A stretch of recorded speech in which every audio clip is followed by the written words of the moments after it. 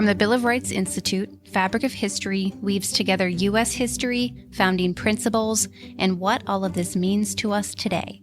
Join us as we pull back the curtains of the past to see what's inside. Although CVS has had its Halloween display going strong since July, the start of fall is finally pushing us to think more about the bigger themes behind America's supernatural celebration. To kick off Season 4 with Spirit, Mary and Gary examine haunting tales, both real life and fiction, to understand the humanity they reveal. Ghosts, spirits, phantoms, and apparitions. Why do they have such a prominent role in our past and present? Hey everybody, welcome to another episode of The Fabric of History. I'm your host, Mary Patterson, and I am joined, as always, by my co-host, Gary Coletti. Hello, Mary. Hello, Gary. How are you?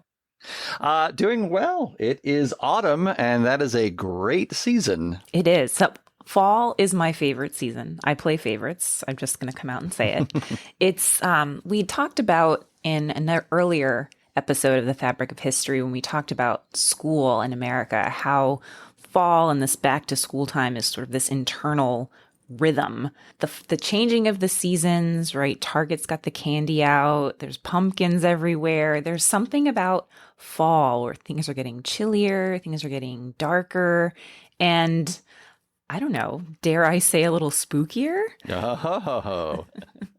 So I think the seasons, right, the change of the seasons, of course, you start to see Halloween things, and it is this really interesting idea about, Halloween and ghosts, the Day of the Dead. You're seeing these things, in lots of places. The war on pumpkin spice is beginning again. And are you pro? Are you against? Write to us. Let us know. But I just think this idea of ghosts is really interesting, especially for, us, the Bill of Rights Institute. We love history, and ghosts always have really interesting stories. So why not put the two together? Absolutely. Yeah, there's this great shared experience in our culture in the fall. Wherever you are, sort of a generalized turn of attention to the spooky. That's the word that you used, right? Mm-hmm. But there's an interesting twist on the history of what has happened in the past and how we're remembering it when we talk about ghosts. And I think, no matter where you are, you're often surrounded by either your local version, but I think there's also some common versions of ghosts that have appeared throughout American history and that we remember American history through it. So I think that's a great take on autumn and the fall. Yeah, I think it's worth exploring what is a classic American ghost stories, and why do we have these stories that are very local and personal to our communities, perhaps even our own families? And then why do these stories endure? Why are we so fascinated with things that go bump in the night? I think that's worth a conversation. That is definitely. I think we should get into it. Let's do it. Okay. So as often we do on Fabric of History, we like to clarify right from the beginning sort of what it is we're talking about. So the world of ghosts, apparitions, phantoms, specters, I think is a wide one. And I would argue is kind of a spectrum. And I'm looking for a pun there. Specter, spectrum, there's something in there. But I think, just to clarify and narrow down, I think that spectrum kind of ranges from like vaguely uneasy causing, like it just doesn't feel right if you go to a specific house or a specific place, right? To there might be unusual occurrences that happen, things that move about and can't be explained. There's the feeling of a presence, which I think is a very common experience, that at some point in someone's life, they might have experienced a presence, heard a voice, maybe even seen something like way off off in the distance. And sometimes there's encounters or interactions with the beyond. So much so that it even gets to the point where there's like hunting, right? So we might even talk about there are places that reliably you might spot some kind of occurrence that cannot be explained, that I think falls in that category. So I don't think we're going to talk about things like, doppelgangers or, encountering visions of things of still living people. I think we're specifically talking about occurrences involving those who have died, those from the past, that are now in some way making connections with the living. Is that fair to say that that's the realm of what we're talking about? Yeah, I think so. The other piece of, I think, that is very interesting about this, you talked about this idea of feeling a presence or hearing a voice. So it's this interesting part of history where we're normally thinking, with our intellect, our brain, but this is sort of much more of a visceral gut feeling. You just sense a presence. So it's really, I think that's also an interesting part of what we're talking about is, can you always explain this with your cognition, or is it just a feeling that you have? So that's a great way to put it, particularly since, again, this is a podcast that focuses on U.S. history and civics and civic life. And you're right. I think we frequently are talking about those who have come before. We're talking about the humans who have been around and the narratives of their lives, or in the cases probably today, their demise, or something that they went through, or things like that. But you're right. Often that's a sort of choosing to do it, right? Doing research, understanding more, and that's fantastic for history. We love doing that. But I think what I'm hearing you say that makes ghosts and apparitions slightly different is sometimes you're visited by history that you weren't seeking. Yeah. I mean, history comes to you and you're not, whether you want it or not. So I think that's sort of the recurring thread through a lot of stories of encountering something that you can't easily explain, is that, you weren't seeking out, talking to a little girl that died 70 years ago. She came to you. So it's just an interesting, we're all about stories. We're all about narratives. And these are really interesting stories. They endure, they stick with us. In a lot of cases, maybe they're unfinished. So it's this interesting, avenue of remembering someone who maybe we wouldn't have remembered in history books otherwise. But I think that if we're talking about ghost stories or this idea of the sort of a spookiness or uneasy, creepy feeling, goosebumps, there are definitely specific stories in American history that I think really set the pattern for this fascination with the other world, or things that we can't quite explain with our brains and our heads. So I mentioned a little Victorian girl. Yeah, so, that didn't seem hypothetical. No, I was thinking of a very specific little Victorian girl. Her name was Margaret Fabray, and she is known around Arlington, Virginia, which is where BRI is. Our office is in Northern Virginia, as the pool ghost. So as with, with all these stories, it starts with something unexplained. So in 2012, so very recently, there was construction being done at this nearby pool, community pool. And the construction workers reported that they would often see this little girl in Victorian clothing climbing through the rubble and walking through the site.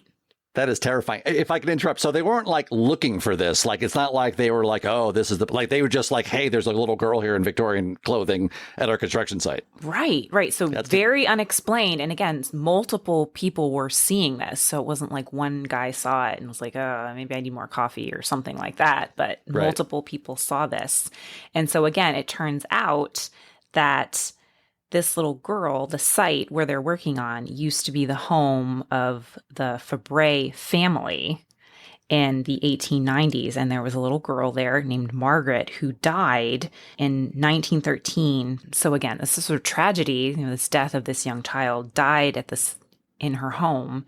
Later, the house is bought by another family and it's turned into a sanitarium in the 1940s. And when the house, transfers to a new owner, these new owners heard, music or voices. They like, so scary. yeah, things they couldn't explain. And they also saw this little girl. Man. So, Margaret clearly has an attachment to this site. And I think the coolest part or the spookiest part of this story is that a construction worker, so again, we're fast forwarding to 2012, a construction worker actually, approached this little girl and was like, you got to get out of here. We're doing, Right. Dangerous work, and realized this is not like a normal little girl. This is a ghost. And he quits on the spot.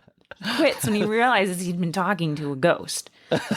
This is my uncomfortable laughter because that is like the chills on my neck and arms right now of like that idea is terrifying. Yeah, like I have goosebumps. So again, we talked about this idea of it's not like something intellectually you're like, well, this person died and she's not with us anymore, but you feel something, like your body is reacting in a very, real way. I can see the goosebumps. I can hear Gary's nervous laughter. So again, but it's an interesting story. We wouldn't have known Margaret's name. She would probably not be in a history textbook. It's terrible. It's a tragedy. It's, that's horrifying. But her story is unfinished in a way, right? She's just a little girl and she's still attached in some way to this site. It's very, very interesting. So you can't discount it. I'm not ready to just say, no, that's just utter nonsense. No, I think it tells us a lot about some commonalities in ghost stories in American culture. I mean, I think there's so many pieces of that are, I think, really interesting. So, I mean, if I could back up and sort of pick it apart, because that's kind of what we do here, right? So one, there's lots of ghost stories out there, lots of stories across America. We picked this one because it is very close to us, like you said. I mean, Arlington is where Bill of Rights Institute is, and locally, there are actually quite a number of stories in our area. We're near Alexandria, which has a lot of stories from the colonial era, and there's these ghost tours. But this one really sticks out as probably one of the more well-known local ones. So if you're somewhere across the country and you've not heard of Margaret Fabre, that's understandable, right? You may have your own local ghost who's very famous. A lot of people have encountered that. In fact, we'd love to hear if you do. You can write into comments@fabricofhistory.org. We would love to hear a local story. We're very curious to kind of sort of collect these stories from across America. But that being aside, so there's this local tie, and then you mentioned she's close to a site, right? And I think that's another commonality, right? That often we imagine a house or a location. Battlefields are very common, right? So there are areas where something's happened either to an individual or it could be, the phrases if you do the research on it, right? It's phrases like it's wrought by the crisis of the area, right? So if there's like a battle that happened, a tragedy, that often we'll see a lot more reports of these kinds of things. And that's an interesting question about this, right? What is it about our memory of events happening to an individual or to a place that causes to remember these things? But I think that leads to the next part, which is, like you said, that construction worker you mentioned and others, like they didn't go in looking for this girl, right? They just saw one. But that was very inspiring to then say, wait, who is this person? And to do research that we normally would do in history, right? What is the narrative of this life? What is the story of this area? And so it's almost a reversal, I think, as you were saying, Mary, of how we often think about doing research, right? We often like have a question, well, this one started with this individual first, and to learn more and more about them. And like you said, it's common for a very well-known person. Abraham Lincoln comes to mind as someone that people have reported seeing images of, but he's also very famous. Margaret is somebody who we still remember is now a local historical figure that it just gets passed down from generation to generation. And I think there's something really significant to that. So there's so many aspects. And then I think another aspect, so there's the place, there's the history and the research, there's the crisis. I think there's also the encounter. I think there's something here that in the story, we said there's a spectrum, right? Anything from a presence to actually speaking. In this case, you had interaction. There's almost, I think some of the phrases that come up when you do, I think they call it psychical research, I think is the actual terminology for it. But when you take a look at this, is like the veil between the living and the dead is thinner or gone in some moments. And that's when there's this really, and I just to bring it back to what you were saying, Mary, this visceral connection between the living and the dead is huge in our culture. It is. I mean, I think it's so I think it's a human thing first and foremost, but I think there's definitely sort of an American spin to it. And I think, like you said, this idea of the encounter as being the starting point. So it's the encounter that creates a question that makes you want to learn more. Hey, Fabric of History listener. Learned anything new yet? At BRI, we have a lot more to share. Check out our YouTube channel in the description where we dissect and discuss U.S. history and civics with experts and teachers. We update weekly and would love for you to join the conversation. And now, back to our podcast. If we're talking about like an American ghost story, I think for anybody, it's really the legend of Sleepy Hollow. It's the encounter. Absolutely. It's the encounter of Ichabod Crane encounters this quote unquote headless horseman. And yeah, absolutely. I think what's really interesting about that story, so just if you're unfamiliar with the story, The Legend of Sleepy Hollow, so it's published in 1819, 1820 by Washington Irving in a collection of stories, the sketchbook. And the plot is that Ichabod Crane, he's a school teacher. He lives in Sleepy Hollow. It's a Dutch enclave on the Hudson River. He's very suggestible. He believes in ghost stories. And there is again this idea of a local ghost. So in Sleepy Hollow, the town, there is a tale of a Hessian mercenary from the American Revolution who lost his head from a cannon blast. And he's said to be looking for his head. So hence the headless horseman. And so he believes that this is true. The other part of the story is that he is after Katrina Van Tassel, who's very wealthy, and there's another man who's interested in Katrina. So one night, his sort of rival, Brom Bones, tricks him. He basically follows him and throws a pumpkin at him. So Ichabod believes that he saw the Hessian ghost, but it was actually, in the story, it was actually a human pretending to be a ghost. But again, this idea, I think the idea of being afraid of fear or outstripping reality, it's just, I think that's what's so interesting about the story, right? It's spooky. I remember watching the cartoon version as a little kid and it scared me. Yeah, it was really scary. So, and again, that story, and again, this idea of headless horsemen and pumpkins, it sticks with us in American culture. Absolutely. I mean, certainly, as I've mentioned in other podcasts, growing up in New York, that's an annual tale that is told, even though I was, downstate and that was sort of an upstate tale. It's, the Sleepy Hollow, which is a real place you can visit, which, by the way, is extremely pleasant. If you ever do get another shout out to towns across America, if you get a chance to go to Sleepy Hollow, it is quite pleasant. I've gotten there before.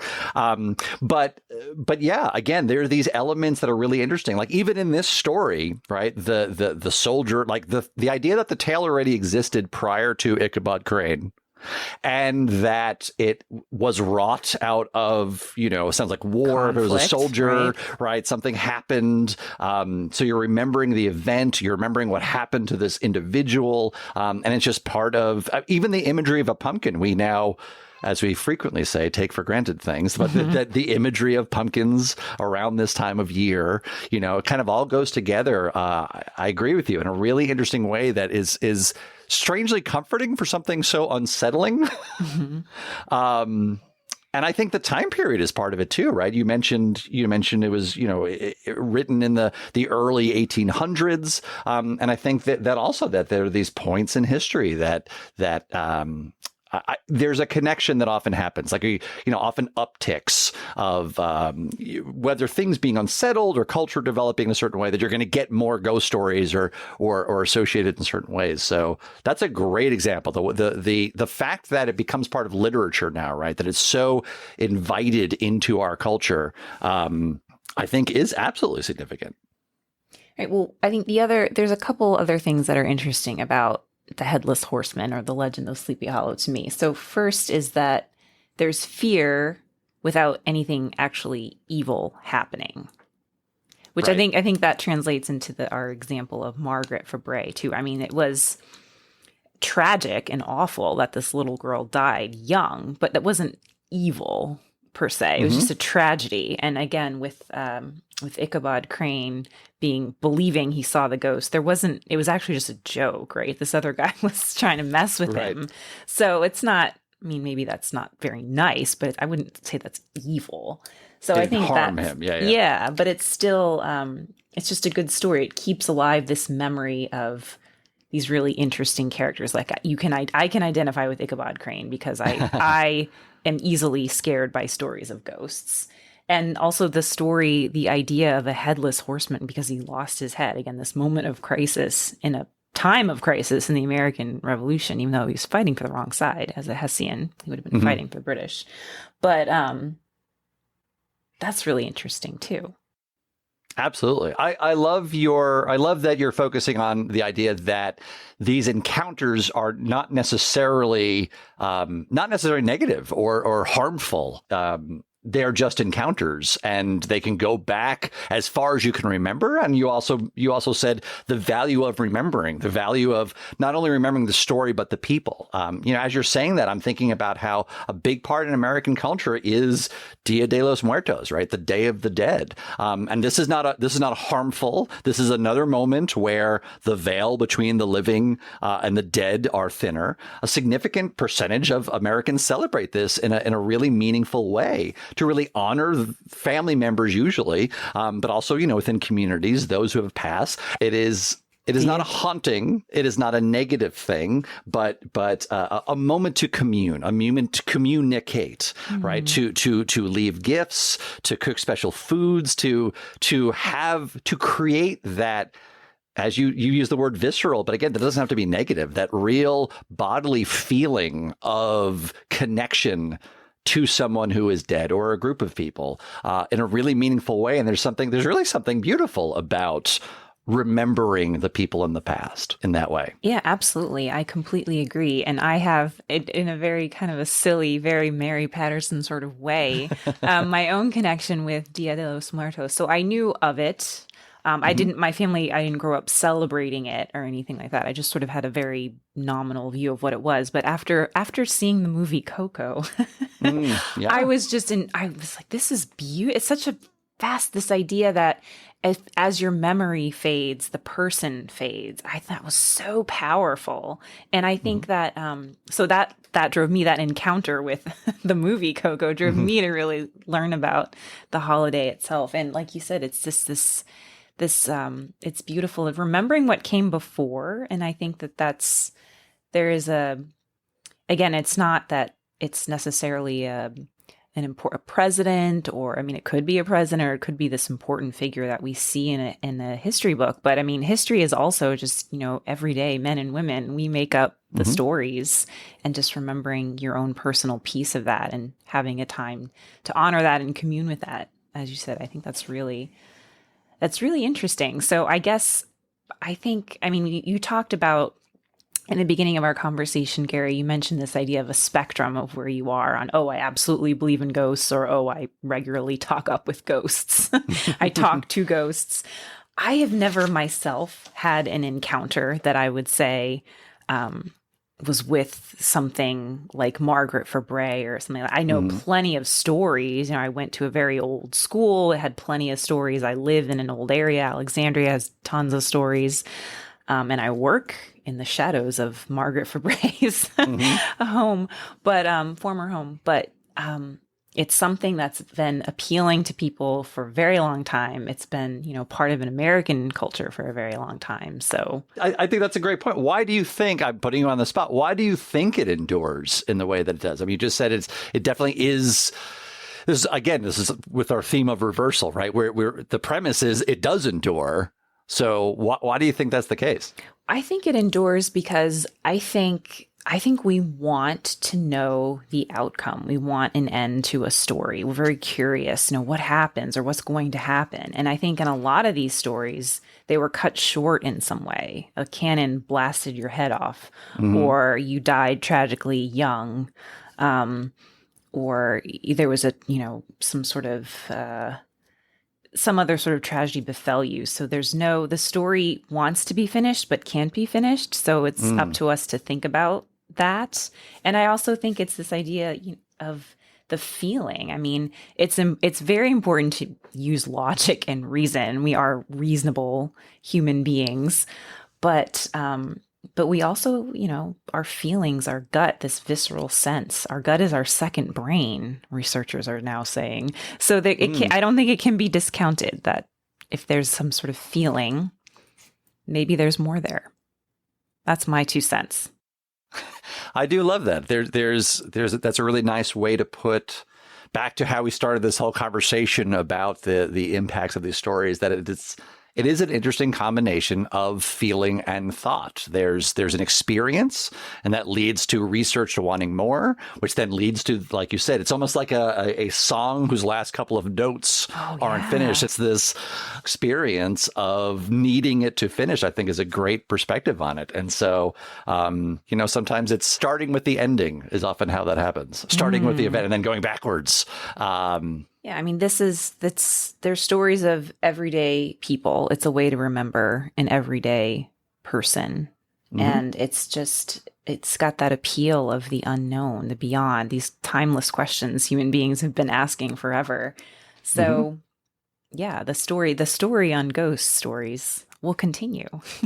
And we would love. They endure. Yeah, absolutely. I mean, and as Gary said, we love stories here at the Bill of Rights Institute. So we would love to know your stories. So do you have a local ghost, a local haunting? Is there a story you could share with us? We would love to hear it at comments@fabricofhistory.org. And perhaps we could share it on a future podcast. So local ghost story, send it to comments@fabricofhistory.org.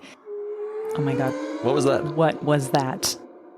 I don't know. I think we gotta go, guys. Okay, well, it was good talking to you. Bye, everybody. Bye, everybody. The Bill of Rights Institute engages, educates, and empowers individuals with a passion for the freedom and opportunity that exists in a free society. Check out our educational resources and programs on our website, mybri.org. Any questions or suggestions for future episodes? We'd love to hear from you. Just email us at comments@fabricofhistory.org. And don't forget to visit us on Facebook, Twitter, or Instagram to stay connected and informed about future episodes. Thank you for listening.